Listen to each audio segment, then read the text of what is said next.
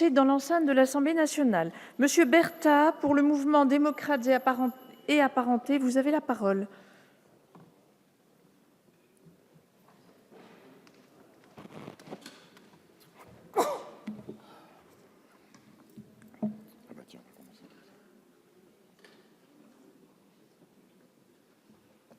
Merci Madame la Présidente.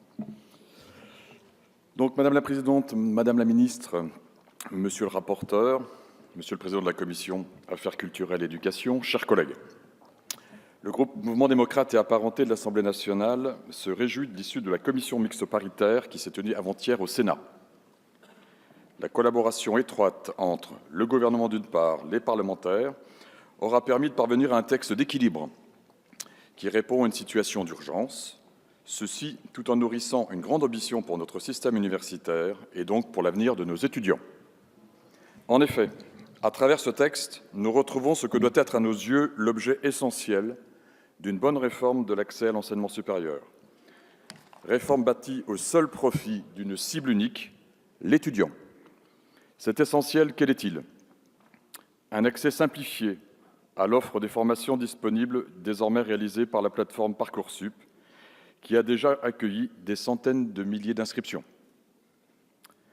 Un meilleur positionnement de l'étudiant, basé sur ses capacités, sur ses résultats, le tout mis en miroir avec les attendus de la ou des filières ciblées.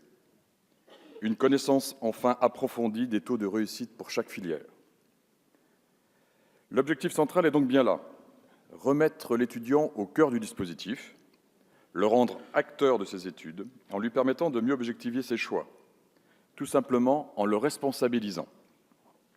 C'est à ces conditions, réunies par le texte, que nous nous attaquerons enfin à ce qui fait la triste originalité du système universitaire français, la maudite sélection par l'échec. L'étudiant ne sera plus seul face aux choix, des choix qui engagent son avenir. Il sera accompagné, il sera orienté, il sera informé dès le lycée et durant son parcours dans l'enseignement supérieur.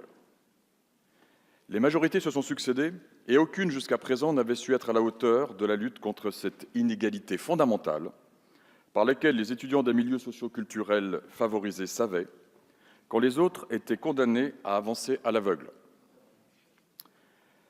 L'étudiant ne sera plus seul, non plus, face aux difficultés. Des dispositifs d'accompagnement pédagogique et des parcours de formation personnalisés répondront aux besoins de ceux qu'on ne peut plus continuer à laisser sur le bord de la route.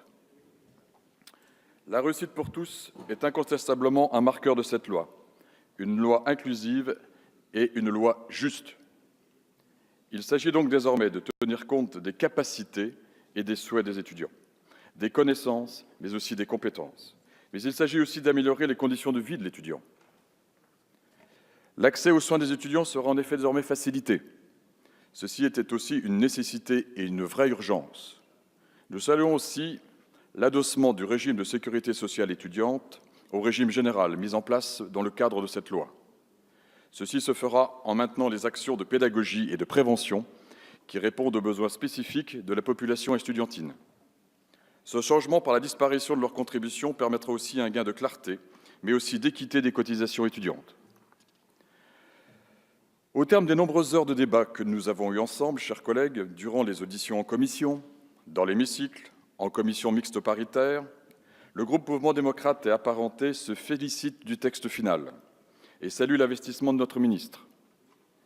Notre groupe tient aussi particulièrement à faire remarquer la qualité du débat organisé, cette fois-ci dans les deux assemblées qui ont su dépasser tout clivage pour aboutir au texte consensuel que nous demandons aujourd'hui d'adopter. C'est donc bien la priorité donnée à la construction de l'avenir de nos étudiants qui doit seule primer ici. Et c'est bien sûr la seule chose qui nous importe. Merci. Merci, monsieur le député.